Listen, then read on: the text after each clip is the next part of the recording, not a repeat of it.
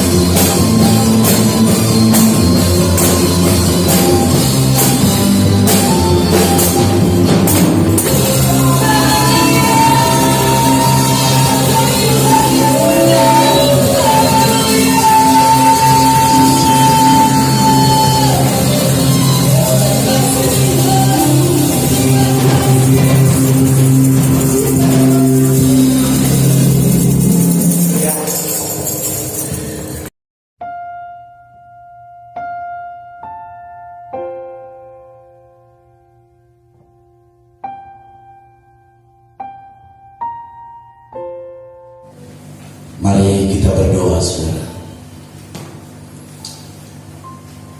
Bapa yang baik, Bapa Alfa dan Omega yang tidak pernah meninggalkan kami. Kami bersyukur Tuhan pada siang hari ini. Kami tahu semesta alam memuja Engkau Tuhan yang benar. Di sini kami ada dan kami rindu jamahan-Mu Tuhan. Kami rindu pembaharuan. Terima kasih Tuhan, tidak ada kasih yang melebihi daripada kasih-Mu yang Engkau nyatakan di dalam kami. Semuanya hanya untuk kebaikan. Terpujilah nama-Mu. Kami mau merenungkan firman-Mu. Mari Tuhan, tuliskan itu dalam akal budi kami, letakkan itu dalam hati nurani kami, karena kami ingin menjadi Tuhan, pasangan Tuhan yang semakin mencintai Kau. Terima kasih Tuhan, dalam nama Tuhan Yesus Kristus. Haleluya. Amin. Amin. Mari saudara-saudara, kita akan melihat firman Tuhan dulu. Kita akan membaca firman Tuhan di dalam Roma pasal 12 ayat yang kedua. Roma pasal yang ke-12 ayat yang kedua. Sudah dapat? Roma 12 ayat yang kedua. Begini firman Tuhan. Janganlah kamu menjadi serupa dengan dunia ini, tetapi berubahlah oleh pembaharuan budimu, sehingga kamu dapat membedakan manakah kehendak Allah, apa yang baik, yang berkenan kepada Allah, dan yang sempurna. Janganlah kamu menjadi serupa dengan dunia, kata firman Tuhan. Saudara-saudara, di dalam hidup kita ini, hidup di dunia ini, ada satu kepastian. Ada satu kepastian. Dengar baik-baik. Ada satu kepastian. Ada persaingan. Persaingan siapa dengan siapa? Persaingan antara kita dan dunia. Salah satu harus menjadi pemenang. Tidak bisa. Oh, draw, nggak ada. Kalau bukan kita yang menjadi pemenang, maka dunia yang akan menjadi pemenang. Persaingan itu dialami oleh semua orang di seluruh dunia, semua manusia yang pernah hidup di muka bumi ini. Firman Tuhan menjelaskan, mengajarkan kepada kita bahwa persaingan itu pasti terjadi. Oleh karena itu, hanya ada dua yang akan muncul. Yang pertama, apakah dunia akan mengubah kita, atau apakah kita yang akan mengubah dunia? Hanya itu. Apakah dunia yang mengubah kita, ataukah kita yang mengubah dunia? Tidak ada alternatif lain. Kalau dunia mengubah kita, artinya, dengar baik-baik,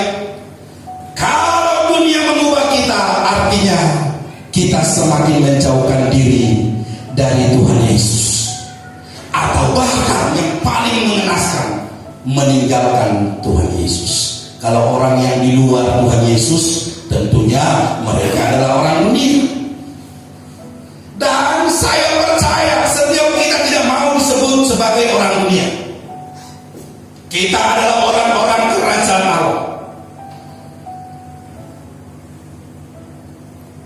Nah, akan tetapi kalau kita yang mengubah dunia, artinya selamat datang kebangunan rohani.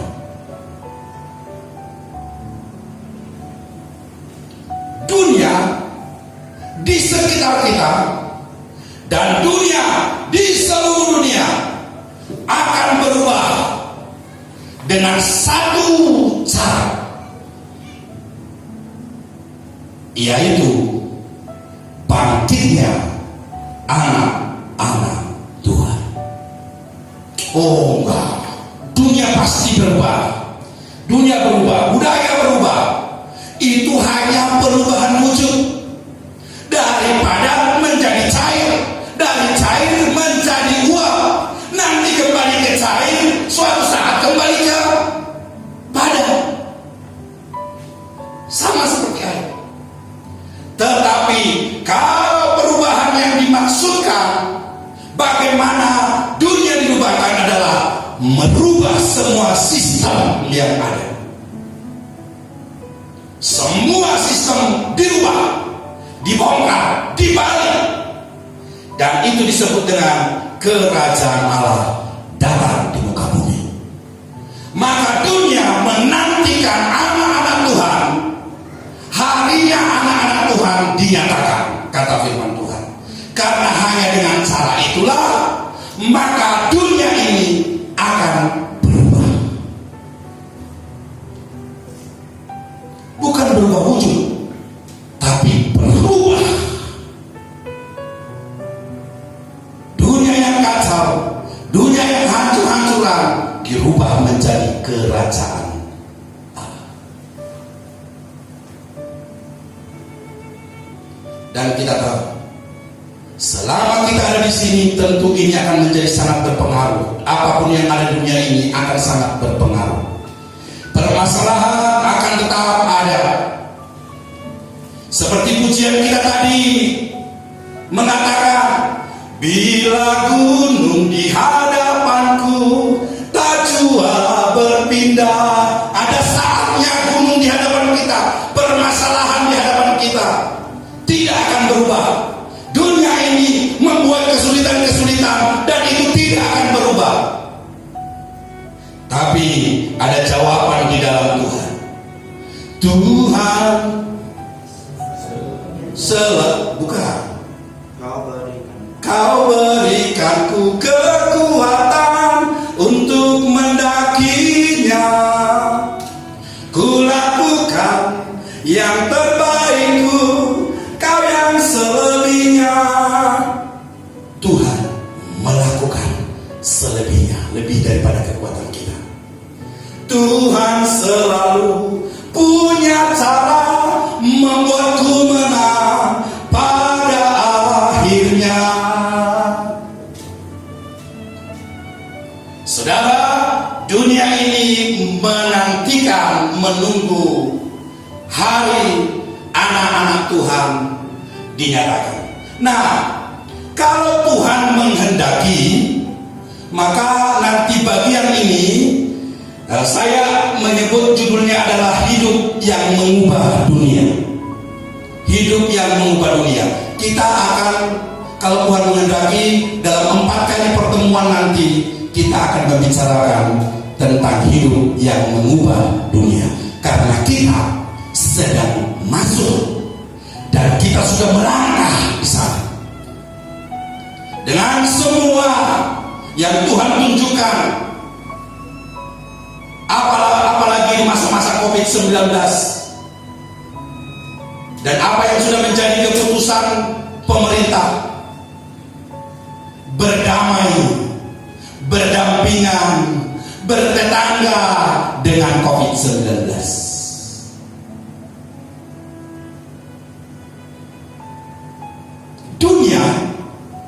memang seperti itu. Dunia seperti itu. Kita bertetangga dengan itu. Kita tentu tidak ada di dalamnya dan dia tidak ada dalam kita. Kita harus bersih dari semuanya itu. Tapi tetap kita bertetangga. Kalau kita lihat saudara firman Tuhan di bagian yang lain, bukalah Yakobus 4 ayat yang keempat. Kita baca dulu. Yakobus 4 ayat yang keempat.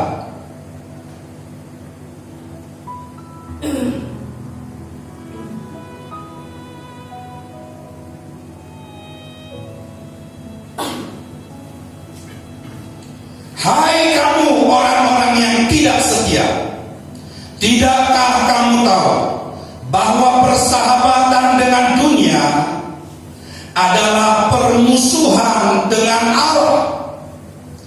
Jadi barang siapa hendak menjadi sahabat dunia ini, ia menjadikan dirinya musuh Allah. Saya kira sudah sangat jelas. Nah sekarang, apa yang akan kita lakukan? Apa yang firman Tuhan katakan yang akan kita lakukan? Nah pada bagian pertama dalam khotbah kita pada hari ini, pesan-pesan yang kita akan menjadi berkat bagi kita pada siang hari ini. Bagian yang pertama, kita akan mempelajari apa yang disebut dengan kesatuan dengan Allah. Itu yang merubah segalanya. Itu yang merubah dunia. Itu yang merubah sekeliling kita. Saudara-saudara, kalau kita perhatikan tadi dalam Roma 12 ayat 2 tadi, dikatakan di bagian B-nya, sehingga kamu dapat membedakan manakah kehendak Allah, apa yang baik, yang berkenan kepada Allah, dan yang sempurna. Bisa membedakan manakah kehendak Allah, mana yang baik dan yang berkenan kepada Allah, dan yang sempurna. Dasar pemikiran ini, saudara, dasar pemikiran itu dimulai dari awal. Inilah awal daripada pesan ini yang akan kita terima. Dasar daripada firman Tuhan yang kita dengar itu sesungguhnya kalau kita mempelajari firman Tuhan, itu ada dijelaskan di dalam Keluaran pasal yang ke-24 dan pasal yang ke-25. Saya baca berulang-ulang. Maka kalau kita perhatikan Keluaran pasal 24 dan 25, pasal 24 dan pasal 25, maka di sana itu kita dapati bahwa Allah, Tuhan, Bapa kita mengikatkan dirinya kepada bangsa Israel. Ngerti artinya mengikatkan dirinya? Mengikatkan dirinya dengan janji setia. Ketika bangsa Israel keluar dari tanah Mesir, mereka berjalan dalam padang gurun dengan berbagai macam keadaan yang ada sampailah mereka di Gunung Sinai. Dan di gunung inilah sesuatu yang menurut saya, sesuatu yang sangat mengharukan terjadi. Di mana pada waktu itu Tuhan memperlihatkan kuasanya di atas gunung. Semua bangsa Israel disuruh mempersiapkan diri, membersihkan diri, menghadapi apa nanti yang akan Tuhan nyatakan di atas gunung itu. Dan kalau kita perhatikan, kalau kita baca lebih lanjut, dikatakan di sana bahwa Musa, Harun, Hur, Hofni dan Pinehas, dan juga 70 penatua yang lain itu yang masuk ke dalam gunung itu. Dan setelah itu Tuhan memerintahkan kepada Musa untuk naik ke atas. disuruhnya mereka untuk pulang. Dan apa yang Tuhan lakukan di sana? Tuhan sedang mengikat dirinya dengan satu janji setia. Artinya adalah, kalau kita cermati, Tuhan sedang mau berbicara. Saya mau menunjukkan bahwa betapa engkau sangat aku cintai, bahwa betapa engkau sangat berharga di mataku. Engkau yang sudah aku panggil dari bangsa-bangsa, dari seluruh bangsa-bangsa, dan secara khusus aku memanggil engkau dan menjadikan engkau menjadi pasangan hidupku. Saudara, kalau kita perhatikan, mari kita baca dulu supaya jangan terlalu bingung. Mari kita baca dulu di dalam Keluaran pasal yang ke 25 ya.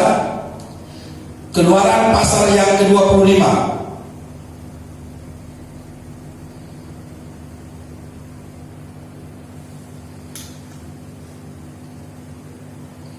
Mari kita baca ayat yang ke-8.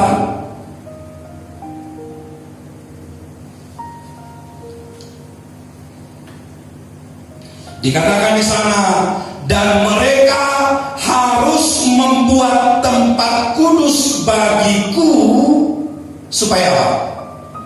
Supaya aku akan diam di tengah-tengah mereka.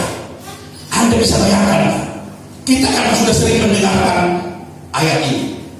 Bagaimana Allah yang menciptakan, Allah yang kudus, tidak ada setitik noda pun, noda dosa pun melekat padanya.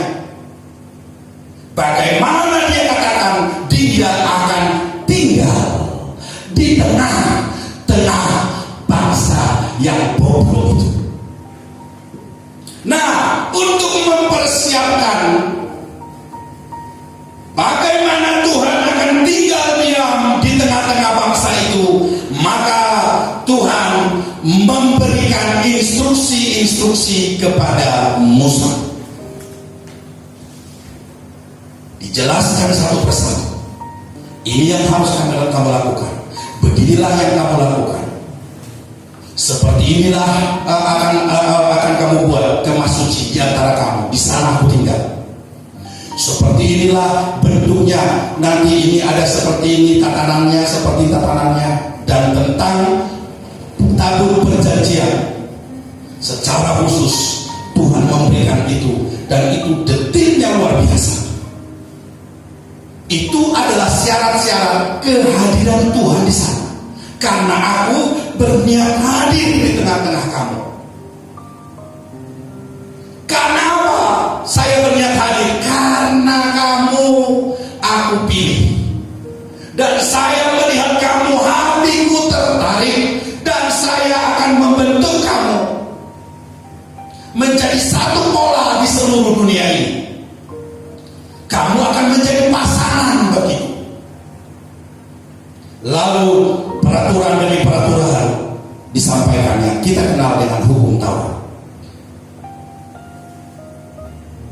Dan untuk mempersiapkan hukum Taurat itu, sesungguhnya Tuhan menginstruksikan satu hal sebelum itu dibukakan kepada mereka tentang kehadirannya di tengah-tengah bangsa itu. Mari kita lihat di dalam Keluaran pasal 24 ayat 8. Salah satu membaca bagi kita. Keluaran pasal 24 ayat 8. Tolong salah satu membaca. Suara yang keras. Keluaran 24 ayat 8. Ya. Kemudian Musa mengambil darah itu dan menyiramkannya pada bangsa itu serta berkata, inilah darah perjanjian yang diadakan Tuhan dengan kamu berdasarkan segala firman ini. Ya, inilah darah perjanjian. Darah perjanjian itu datang dari hatinya. Darah itu apa? Darah perjanjian itu menjadi meterai. Dalam terjemahan lain dikatakan darah yang menjadi meterai. Tuhan menetapkan pada hari ini akan diikat satu perjanjian kekal antara aku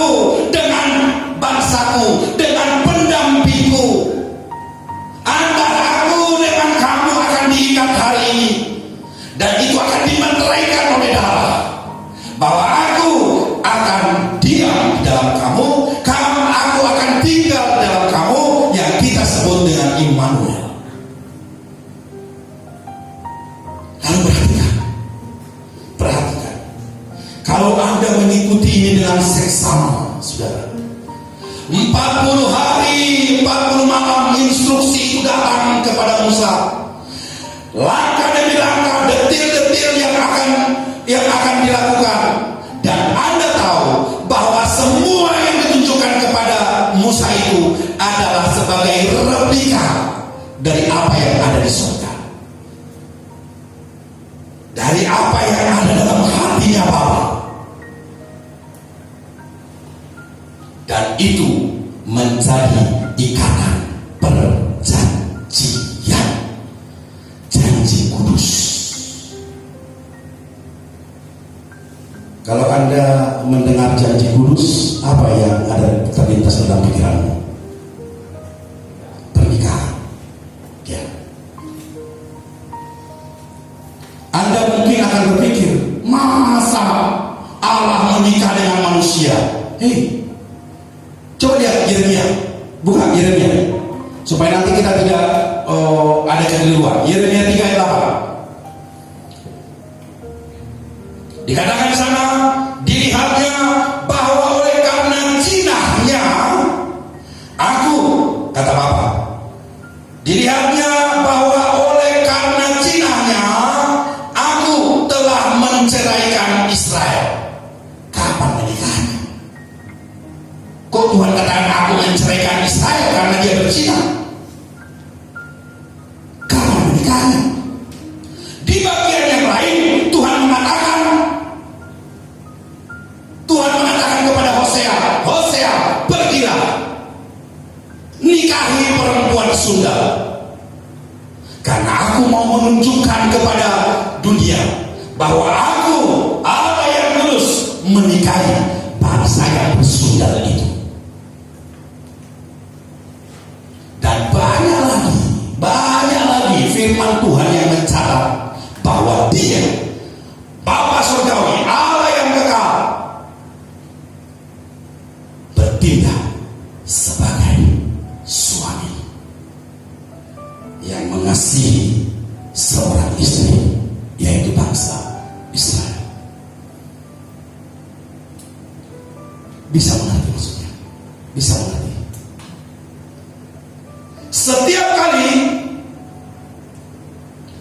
Tuhan menyatakan diri setelah itu, maka setiap keputusan Tuhan, Anda perhatikan, itu persis seperti keputusan seorang suami di tengah-tengah keluarga. Persis. Ajaib. Luar biasa. Dan kalau Anda membaca dengan teliti dalam kitab Keluaran pasal 24 dan 25 tadi, lalu diakhiri dengan semua instruksi yang ada, yang Tuhan katakan kepada bangsa Israel di atas Gunung Sinai, ada sesuatu yang sangat memilukan hati, saudara. Ada sesuatu yang sangat memilukan hati. Saat Tuhan sedang berbicara kepada Musa, menjelaskan syarat-syarat bagaimana supaya dia diam di tengah-tengah bangsa itu. Saat Tuhan menjelaskan kepada Musa dalam kemuliaan yang besar, maka saat itulah pasangannya sedang apa? Sedang berzina. Pada saat dia mencurahkan isi hatinya, menjelaskan pokok-pokok yang harus dilakukan, saat itu juga, pada saat itu juga, pasangannya sedang berzina, menyembah anak lembu emas. Patung lembu emas itu disembah. Bahkan mereka mengatakan inilah Allah, Allah yang membawa engkau keluar dari Mesir. Maka kekuatan dari Tuhan tadi adalah dalam perjanjian yang sudah diikat beberapa hari yang lalu, yaitu dimeteraikan oleh darah. Aku akan diam di tengah-tengah kamu.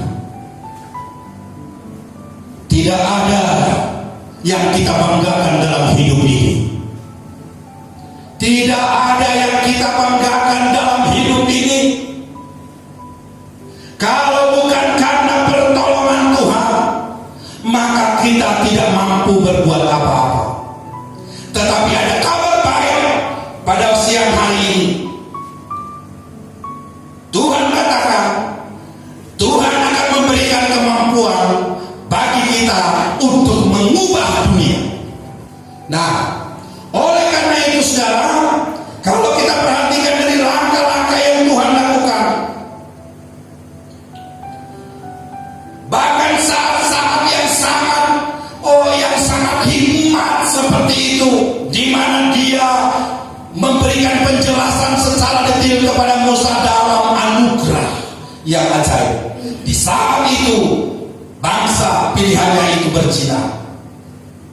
Di saat-saat anugerah itu dinyatakan, Tuhan sedang melihat apa yang disebut dengan perjanjian darah yang dimeteraikan. Hari ini kita sedang hidup di sana. Kita melakukan apa yang disebut dengan perjamuan kudus. Tuhan katakan itu adalah meterai, kata firman Tuhan seperti itu. Malam sebelum Dia diserahkan, Dia memecah-mecahkan tubuhnya, Dia pecah-pecah tubuhnya, Dia pecah-pecahkan roti, dan Dia mengatakan, inilah tubuhku, makanlah kamu sekalian. Dibagi. Artinya Tuhan Yesus mau mengatakan, hidupku ada di dalam kamu.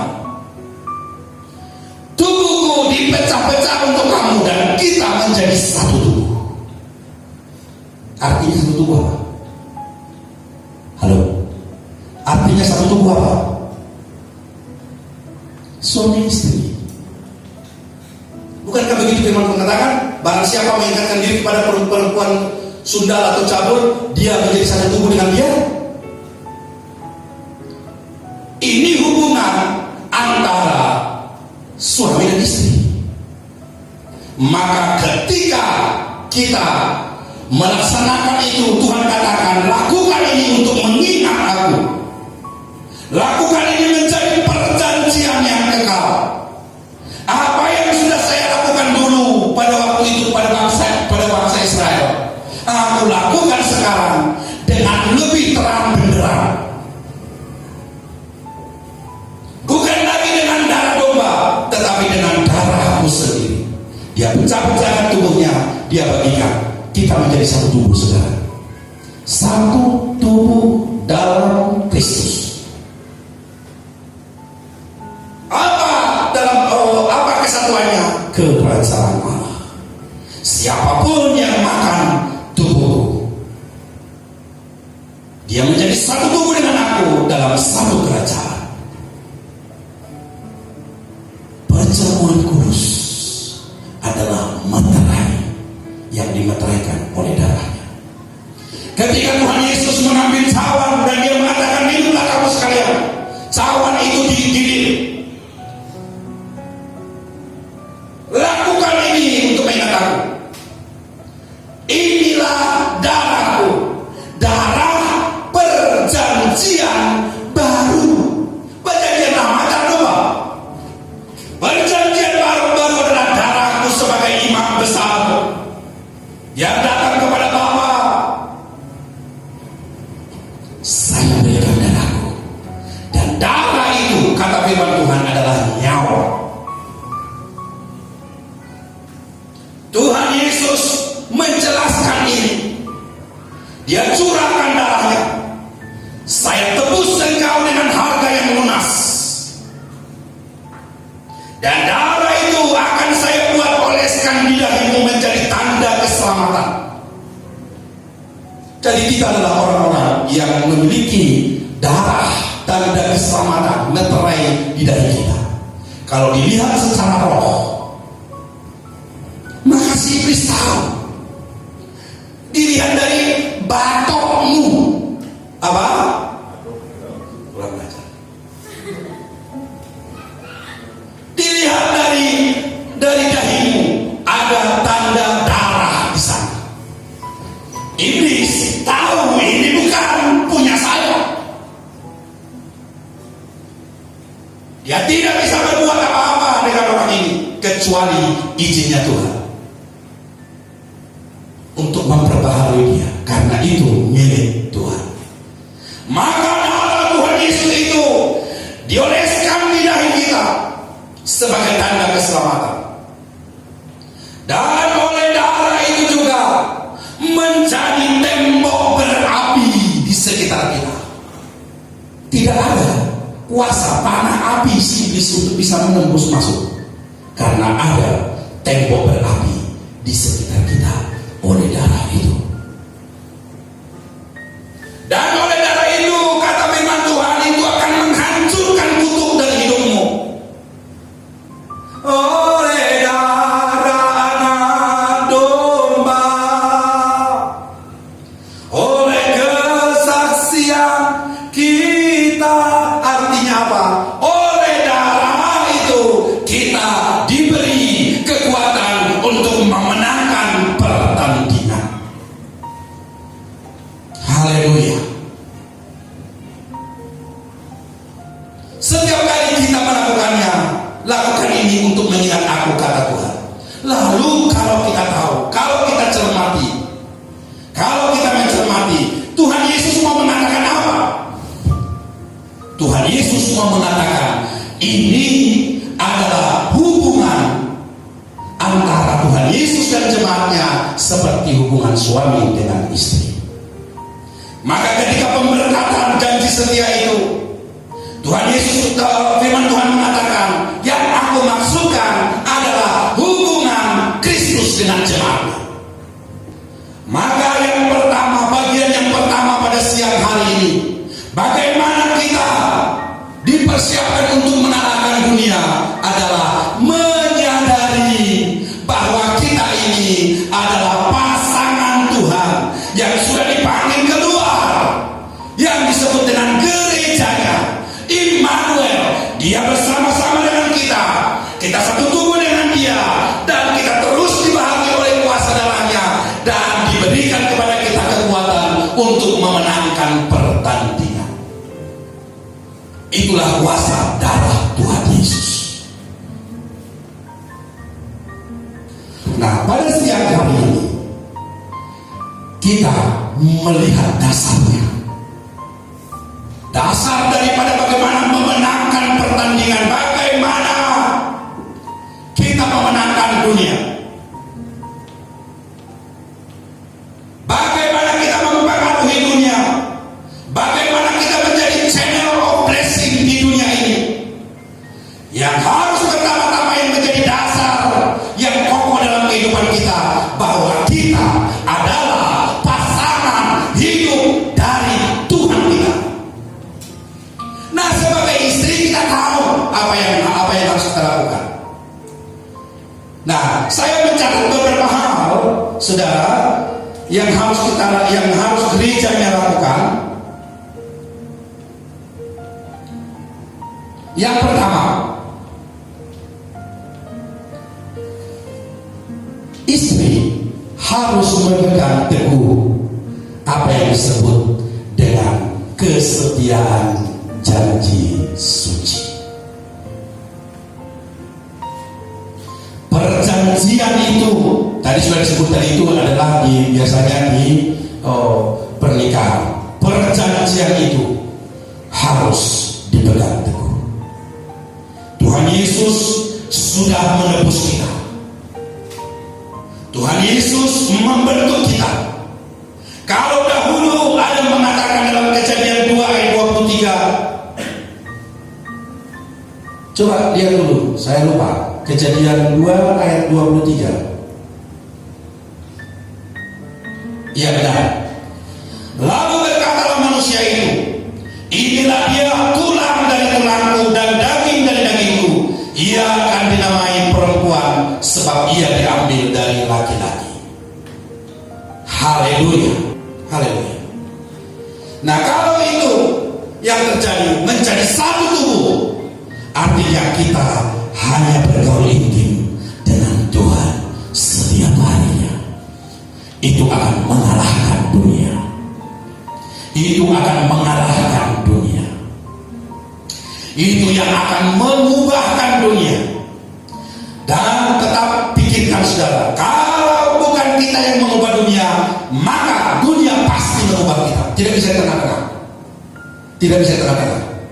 Nah, sebagai seorang mempelai dari Tuhan Yesus, memegang teguh kesetiaan janji suci itu, di mana janji suci itu tidak asal-asalan, itu dimeteraikan oleh darahnya sendiri.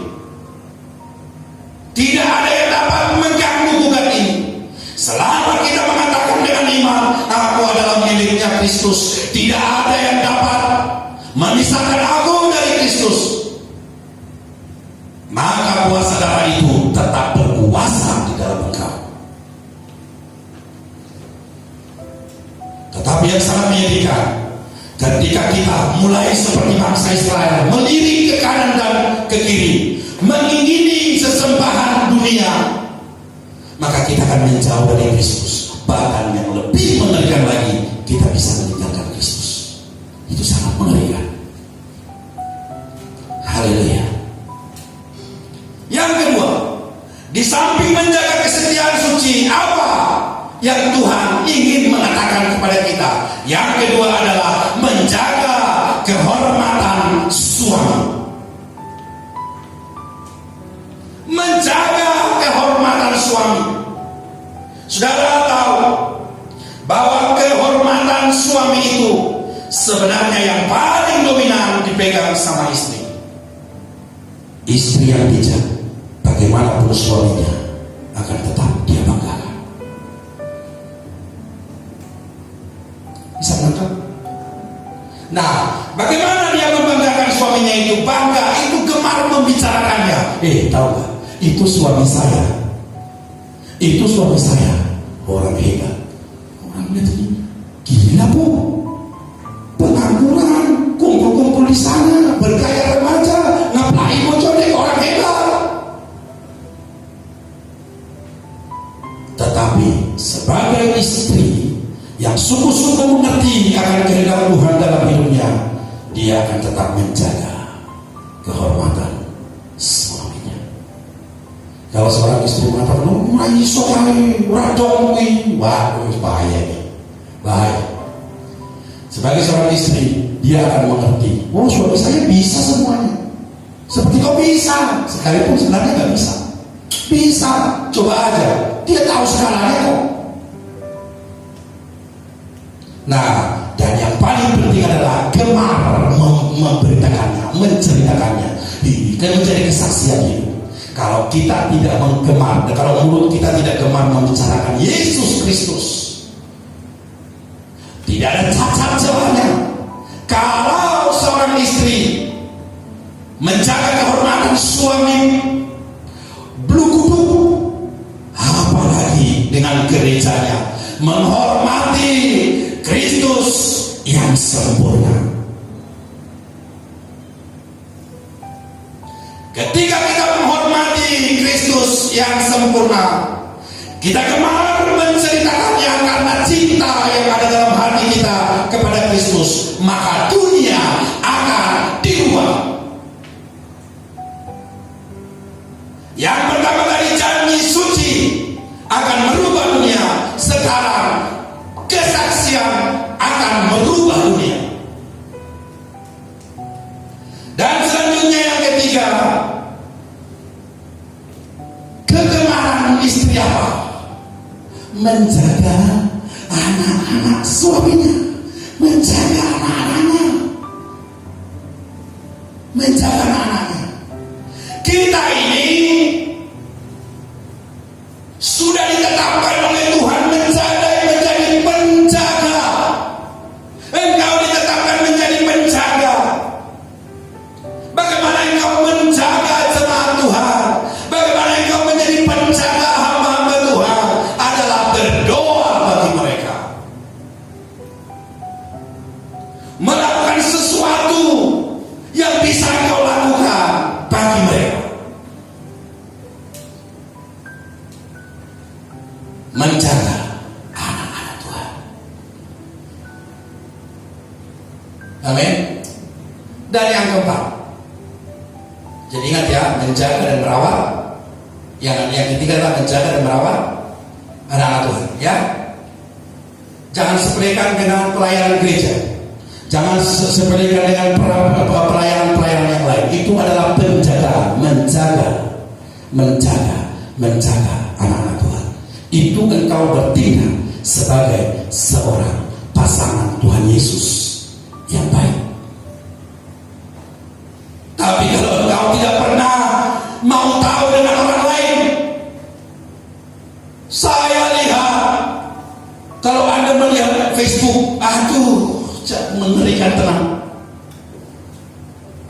Mau mengapakan itu, bahkan dibilang itu, ini maaf, ini matanya orang delok. Entah ngomong sama siapa, matanya orang delok. Aduh, Tuhan, di media sosial orang seperti ini bagaimana menjaga anak-anak Tuhan? Ada yang cuma pahit. Nah, dan yang keempat, saudara, bagaimana supaya kita mengubah dunia? Yang keempat adalah hidup dan mati kita untuk Kristus. Sebagai pasangan Tuhan, hidup dan mati kita untuk Kristus. Karena ketika kita mati untuk Kristus, maka dunia akan dirubah. 12 rasul itu mati dengan sangat mengenaskan, dan itu menjadi benih untuk seluruh dunia sampai hari ini. Gereja Tuhan eksis, gereja Tuhan terus berjalan, memenangkan pertandingan demi pertandingan. Dimulai dari apa? Dari batu fondasi yang kokoh, yaitu nyawa dari orang-orang kudusnya, nyawa daripada rasul-rasulnya. Mati dan hidup hanya untuk Kristus. Inilah bagian-bagian yang akan menjadi berkat bagi kita, bagaimana mengubah dunia sebelum dunia mengubah kita. Mari kita berdoa. Sungguh besar kasih setiamu dalam hidup kami, ya Tuhan. Engkau memanggil kami menjadi gerejamu. Engkau tebus kami dengan darahmu, dimeteraikan dengan darahmu. Engkau berikan tubuhmu, engkau pecah-pecahkan menjadi satu tubuh dengan engkau. Berkati setiap, oh Tuhan, pemerintah pengambil keputusan yang terbaik, Tuhan, akan terjadi di negara kami ini. Terima kasih Tuhan, terima kasih. Berkati siaran ini menjadi berkat bagi banyak orang. Dalam nama Tuhan Yesus Kristus, kekasih hati kami, pujaan kami berdoa. Haleluya. Mari sama-sama